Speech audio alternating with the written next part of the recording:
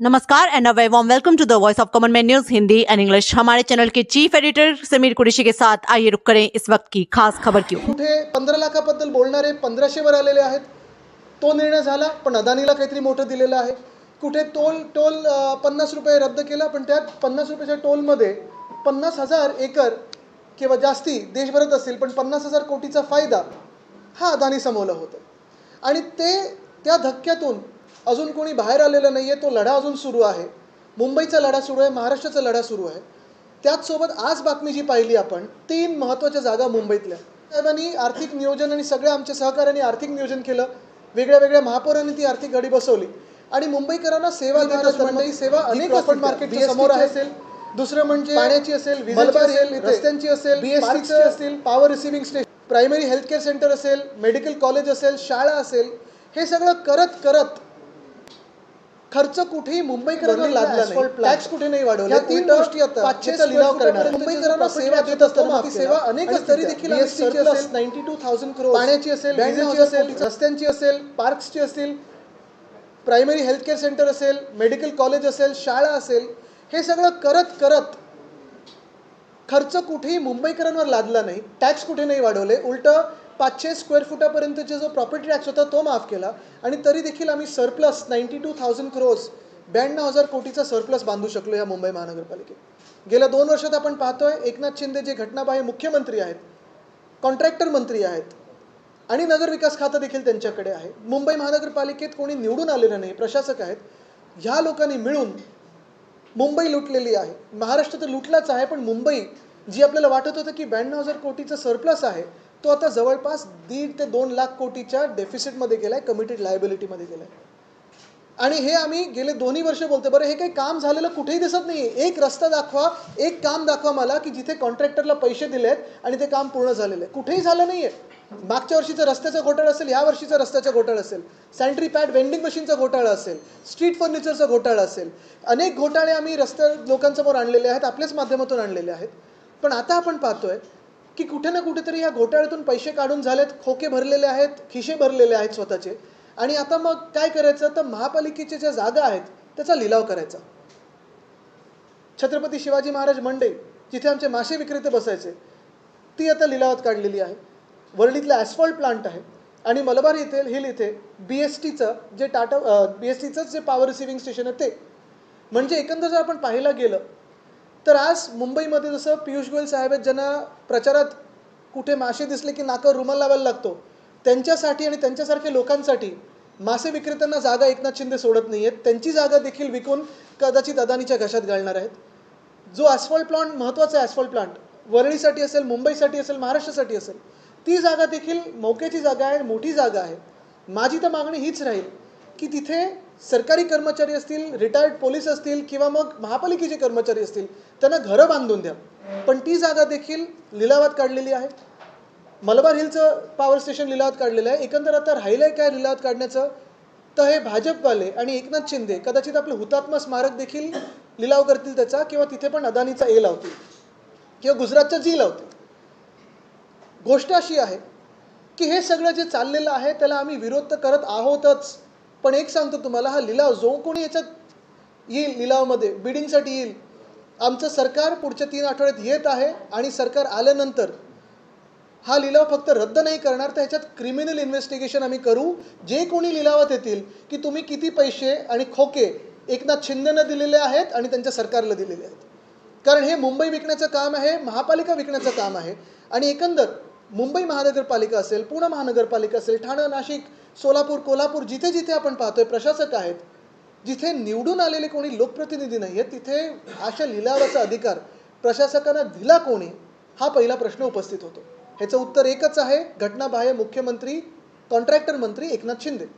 त्यांना महाराष्ट्र लुटायचं आहे, मुंबई लुटायची. कधी मुंबईवर किंवा महाराष्ट्रावर त्यांच्याकडे अशी ताकद नव्हती, सत्ता नव्हती. आता सगळं काही हातात मिळाल्यानंतर काय विकू शकू आणि काय कमवू शकू ह्याच्यात चक्रवलेले आहेत आणि तसंच काम चाललेलं आहे.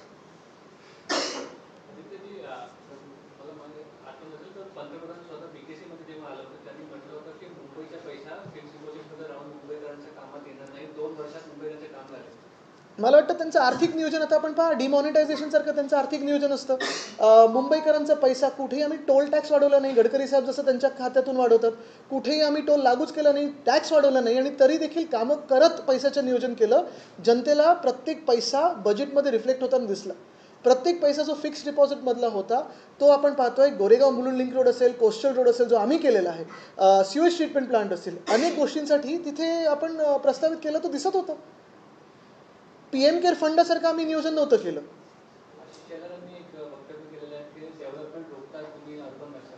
बघा, त्यांच्याकडे मी पाहत सुद्धा नाही. मी आधीपासून सांगितलं, सहानुभूती आहे माझी त्यांच्याबद्दल, तर मी त्यांच्यावर जास्ती काही बोलत नाही.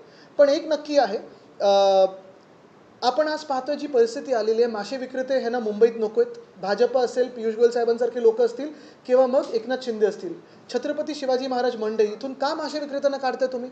जे आत्ता तिथे बसलेले आहेत त्यांना तुम्ही बाहेर काढणार, तिथे कुठचं तरी मोठा टॉवर बांधणार, हे कोणासाठी होतं?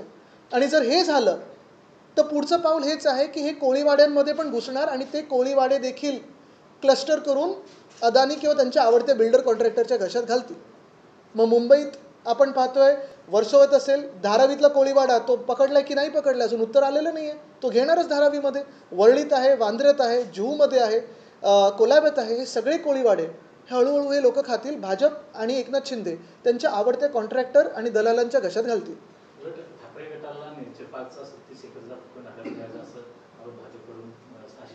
बघा, मी ज्यांना उत्तर देत नाही त्यांना उत्तर देत नाही. जे थोडे अभ्यास होत त्यांच्याशी चर्चा होऊ शकते.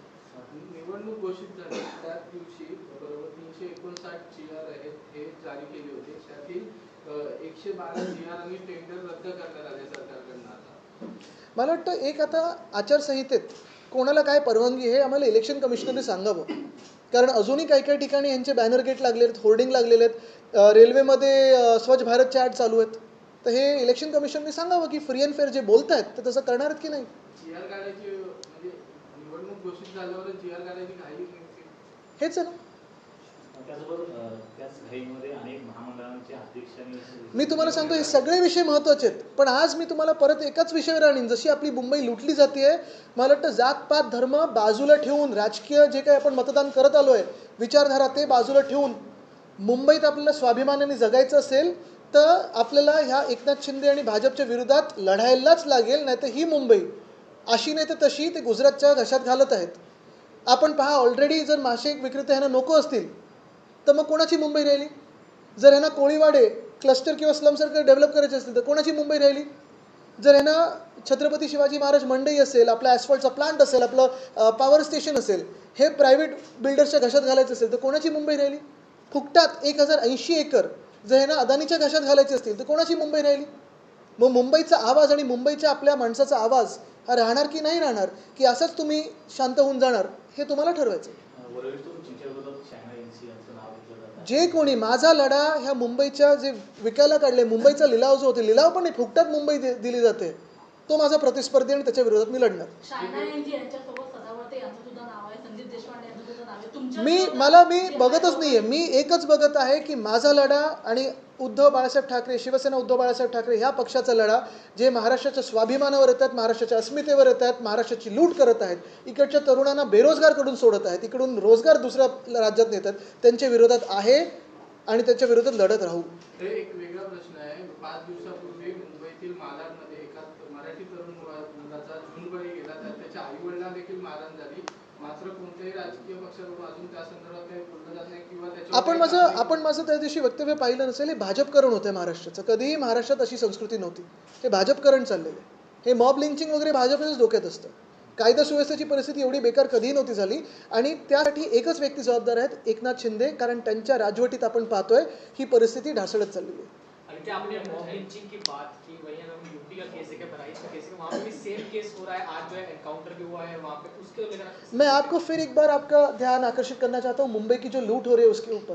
क्योंकि मुंबई में 1080 एकड़ अदानी के और दिए गए, अदानी के हाथों में दिए फ्री ऑफ कॉस्ट. और आज मैंने पढ़ा छत्रपति शिवाजी महाराज मंडई हो, वर्ली में एसफॉल्ट प्लांट हो, या BST का पावर रिसीविंग स्टेशन हो, ये तीनों चीज़ें अभी उनका बिडिंग होगा और किसको मिलेगा पता नहीं. लेकिन हमारे जो कोली बांधव है उनके हाथों से ज़मीन छीनी जा रही है. हमारे जो मुंबई है, मुंबई करों के हाथों से ज़मीन छीनी जा रही है. मला वाटतं बेस प्राईस कशाला लावते तुम्ही? आता कदाचित ते जसं मी सांगितलं ना, हुतात्मा चौकाला ते पण विकायला काढतील, एवढंच राहिलं यांच्या हातून. त्यांचं मेंटेनन्सचं काढलंच असेल काहीतरी. सर, महाराष्ट्र में इलेक्शन अनाउंस हो गया है, आपकी एक और मीटिंग चल रही है महाविकास अघाड़ी की. इस बीच अब आजमी नाराजगी व्यक्त करते हैं, कहते हैं कि बिना हमें संपर्क में लिए सीट शेयरिंग का अनाउंसमेंट नहीं होना चाहिए, वरना इसके रिपरकशन देखने मिल सकते हैं. मुझे लगता है मैं उसमें जाता ही नहीं हूँ, सारे वरिष्ठ नेता हैं उसमें, तो मुझे उस पर बात करने की ज़रूरत नहीं. वो अपने आप जो सारे जो मित्र पक्ष हैं उनसे बात करेंगे. So, MBA में all is well, all is well, लेकिन महाराष्ट्र में all is not well. Maharashtra की लूट चल रही है, महाराष्ट्र पे अन्याय हो रहा है, महाराष्ट्र पे अत्याचार हो रहा है, और उसके खिलाफ हम लड़ रहे हैं. एक बीजेपी की तरफ से किया जा रहा है कि आप डेवलपमेंट विरोधी हैं, इसको कैसे? उनको मैं जवाब नहीं देता, क्योंकि एक ही बात है, मैं इंडिव्हिज्युअली किसी को जवाब नाही देता. लेकिन तुम्ही एक निश्चित आहे, हे बघा, जेव्हाही कोणी अदानीवर बोलतं तेव्हा भाजप कशाला येतो डिफेंड करायला त्यांना? आम्ही भाजपवर टीका करतो, कोणी डिफेंड नाही करत स्वतःला. अदानीवर बोलल्यानंतर भाजप काही गुंतवणूक आहे कोणाची एकामेकांमध्ये? काय नक्की आहे गुंतागुंती? प्रत्येक जागेत अदानी जागा घेतात. धारावी का मुद्दा कितना अहम रहेगा इस चुनाव? मला वाटतं बघा, हा कदाचित तुम्हाला वाटत असेल चुनावी मुद्दा आहे, चुनावी मुद्दा नाही आहे, हे सगळं वेगळी गोष्ट झाली. माझ्यासाठी हा मुंबईच्या जीवन मरणाचा मुद्दा आहे, माझ्यासाठी हा मुंबईच्या स्वाभिमानाचा मुद्दा आहे, आणि माझी मुंबई मी कोणाला लुटू देणार नाही, हे मी ठरवलेलं आहे. वरळी हा हायकोर्ट मतदारसंघ झालाय. संपूर्ण महाराष्ट्र, कारण महाराष्ट्राला आज वाचवायचं. आणि ते जे अदानींना दिलं जात आहे ते आता तुम्ही म्हणाल की आमचं सरकार आहे ते परत घेतलं जाणार. मी तुम्हाला एक सांगतो, ही भूमिका मी स्पष्ट केली होती. अदानी समूहाच्या आम्ही विरोधात आहोत का? नाही. वैयक्तिक त्यांच्या विरोधात आहोत का? तर नाही. जर त्यांना जे टेंडर मिळालं त्याच्या चौकटीत जर करत असेल कोणी, मग नुसतं ते नाही, कोणी असेल, निश्चितपणे करू दे, पूर्ण पाठबळ मिळेल. पण त्या टेंडरमध्ये देखील काही काही गोष्टी अशा, जसं TDRची गोष्ट आहे, प्रीमियमची गोष्ट आहेत, अजून काही गोष्टी आहेत, जे घोळ नाही तर घोटाळ्यानंतर अनियमितता, या तिघांमध्ये ग्रे एरिया आहे. मुंबईची लूट होऊ नये ह्या भूमिकेने आम्ही मैदानात उतरलो आहोत आणि लढत आहोत. ही मुंबई मिळवायला लागली, मिळाली नव्हती आपल्याला, मिळवायला लागली, पण अदानीला मिळते, फुकटात मिळते, ती आम्ही मिळू देणार नाही. कारण इथे पहिला आवाज स्थानिक मुंबईकरांचाच असायला पाहिजे, जातपात धर्म न पाहता मुंबईकरांचा आवाज इथे प्रमुख असायला पाहिजे. एक मिनटं, त्याच्यातच तुम्हाला सांगतो, आमचं सरकार आल्यानंतर ह्याचा पूर्ण या टेंडरचा आम्हाला पुनर्विचार करायला लागेल, जर गरज असेल तर रद्द करू. जे फुकटात किंवा जे काही नियम पाहिजे ते पूर्णपणे रद्द व्हायलाच पाहिजे. आणि आमचं ते मागणी आहे, धारावीत 500 स्क्वेअर फुटाची घरं द्या, पोलीस हाऊसिंग द्या. तुम्हाला माहिती आहे पोलीस हाऊसिंगचा किती मोठा प्रश्न आहे, रिटायर्ड पोलीस फॅमिलीचा किती मोठा प्रश्न आहे. सरकारी कर्मचारी आता घरं मागतात, तिथे गव्हर्नमेंट कॉलनी देखील आहे, तिथे देखील आम्हाला घरं पाहिजेत. मुंबईकरांचा प्रश्न सुटत नाही आहे, आणि तुम्ही कुठच्या तरी परराज्यातल्या बिल्डरला जमीन देताय मुंबईच्या. डेवलपमेंट इशू पे आप बात कर रहे हैं, आने चुनाव में कहीं ना कहीं इसमें कम पड़े तो वोट जिहाद बटेंगे तो कटेंगे, इस नैरेटिव पे भाजपा जब भारतीय है तब हिंदू मुस्लिम, अगर वो ना हो तो फिर हिंदू में जाति में कोई वाद विवाद करती है, वो ना हो तो हिंदुस्तान पाकिस्तान का कार्ड खेलती है और फिर जाके नवाज शरीफ के गले मिलती है. ये भाजपा की नीति होती है, लेकिन महाराष्ट्र को पता है. सर, अपने कैबिनेट को रद्द करने की बात करी डिसीजंस को, कल सीएम शिंदे कहते हैं कि आप एंटी डेवलपमेंट विचारधारा वाले हैं. मुझे लगता है कि मैं एंटी करप्शन हूँ, मैं एंटी कावर्ड हूँ, जो वो खुद है, और मैं मुंबई के लिए और महाराष्ट्र के लिए प्रो महाराष्ट्र और प्रो मुंबई का हूँ. ते मराठीत एकदा पुन्हा की भाजपकडनं आता एक नवीन कानून दिला गेला आहे. हे मी किती वेळा बोललो, आणि मी तुम्हाला परत एकदा सांगतो, हा लढा जो आहे पुढच्या 20 दिवसांमध्ये अनेक भाजपचे नेते देशभरातून येतील, आणि तुम्हाला एक तर हिंदू मुस्लिममध्ये भांडण करायचा प्रयत्न करतील, हिंदूंमध्ये जातींमध्ये भांडण निर्माण करण्याचा प्रयत्न करतील, आणि ते नाही चाललं तर बांगलादेशमधून कोणतरी येते, रोहिंग्या येते, किंवा पाकिस्तान आणि आपलं काहीतरी दाखवतात. पण त्याच पाकिस्तानसोबत आपले प्रधानमंत्री जाऊन नवाज शरीफ यांचे मिठी मारतात त्यांना. त्याच बांगलादेशसोबत भाजपचं BCCI जाऊन क्रिकेट खेळतं. मुद्दा हा आहे की हे सगळं आपल्याला भांडणांमध्ये व्यस्त ठेवणार, आणि अदानीच्या घशात किंवा त्यांच्या आवडत्या कॉन्ट्रॅक्टर आणि बिल्डरच्या घशात मुंबई आणि महाराष्ट्र घालण्याचा प्रयत्न करणार. मी महाराष्ट्रासाठी लढत आहे. या भांडणामुळे राज्याची परिस्थिती बिहार आणि उत्तर प्रदेश सारखी होईल. भाजपकरण आम्ही करू देणार नाही. आणि उत्तर प्रदेशने तर मार्ग दाखवलाय, अयोध्याच्या सीटनी मार्ग दाखवलाय आम्हाला. हिंदू मुस्लिम यूपी में भी हो रहा है ऐसा. मुझे लगता है अगर आप देखें तो पूरा देश जानता है कि आज इस देश को ज़रूरत है तो वो रोज़गार रोज़गार और रोज़गार की ज़रूरत है. युवा आज भटक रहे हैं क्योंकि रोज़गार नहीं है. एयर इंडिया के 600 पदों के लिए देश में से 25,000 लोग कलीना में आए थे. महाराष्ट्र में 17,000 कांस्टेबल्स के पदों के लिए लगभग 17 लाख युवा मुंबई में आए थे. ऐसे ही परिस्थिति हर एक क्षेत्र में है, वो पब्लिक हो या प्राइवेट इंडस्ट्रीज हो. तो आज ज़रूरत है रोज़गार की, तो उसी पे बात करते हैं.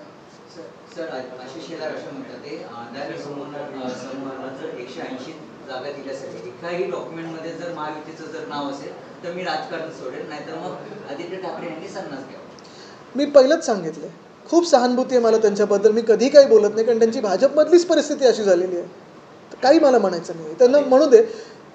काही काही ठिकाणी मेंटल काउन्सिलिंगची गरज असते. आदित्यजी, महाविकास आघाडी असताना आपल्याच एक मंत्र्यांनी ज्या अधिकाऱ्यांच्या विरोधात आवाज उठवला होता आणि एका मोठ्या सेलिब्रिटीच्या मुलाला ज्यांनी अटक केलं होतं, आता तेच अधिकारी पुन्हा एकदा महायुतीकडून निवडणूक लढण्याच्या तयारीत आहेत. मला वाटतं असे आपण पाहाल की महाराष्ट्रभरात अनेक उमेदवार उभे राहू शकतात.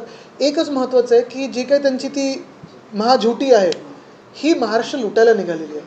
गेल्या 2 महिन्यात आपण पाहाल वाटेल ते वचनं दिलेली आहेत, ते काही पूर्ण करणार नाही. कारण 2 वर्ष त्यांची सरकार होतं, राजवट होती, केंद्रात त्यांचं सरकार, इथे त्यांचं सरकार, तरी देखील एक पण नवा रोजगार, एक पण नवा उद्योग महाराष्ट्रात आणू शकले नाहीत.